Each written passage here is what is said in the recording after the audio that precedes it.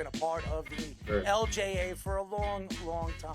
You look at where the LJA has gone over the years, from the 80s to the Celtics and the Magic Lakers to the 90s, the tail end of the Pistons dynasty, Olajuwon to Michael Jordan's dominance, and then you look at the Lakers, and then you look at Steph Curry and the Golden State Warriors. And for a lot of young people, the dominance of the Golden State Warriors over the years and the championships, and Steph's won 4. If he wins 5, you can compare him to the Jordans and all the greats. A lot of people put Steph Curry as a top 10 player. I do not look at him as a top 10 player, not because he's not a great shooter. I think he's the greatest shooter to ever play in the NBA. He's brought a different value to the NBA and the youngsters that believe, hey, I could be 6'3" and chuck up threes and be like Steph Curry. You're a Samaritan. You understand the way the NBA has gone over the years. Do you put Steph Curry in the top 10? Because I don't. I put him in the top 25 all time. Do you put Steph Curry in the top 10? Yeah, I think he's in the discussion. I'll tell you why. Okay, there are very few players come in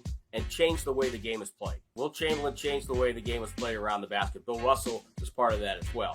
And Bill Russell is probably the best winner we've ever seen in American sport. He just won everything. Magic and Bird changed the NBA. Steph Curry changed the way the NBA looked at the three-point shot, and in turn, changed the way the game is played. Now you have everybody spread out. Then there's a lot more attention to not just the shooting part of it, but the ball handling part of it as well. Steph generates a lot of offense via his ball handling, whether it be for himself or for somebody else. And so when you take that into effect, I think you have to look at him as a top 10 player because he basically put his stamp on the NBA. Now, he's not the most physically imposing player, and you mentioned about how he's only 6'3", and kids look at him and say, well, I could maybe be like that. He's changed it from not the wrestling matches, Anthony Mason and whoever on the block trying to kill each other. Oh, now you can attack New York Knicks players. Something to be happy about. Here's a wrestlers. A quick aside, back when I was starting with the Warriors the first decade and a half, we weren't winning very much. We would get a player from the other team as our post-game guest. Anthony Mason came by one night and was my post-game guest and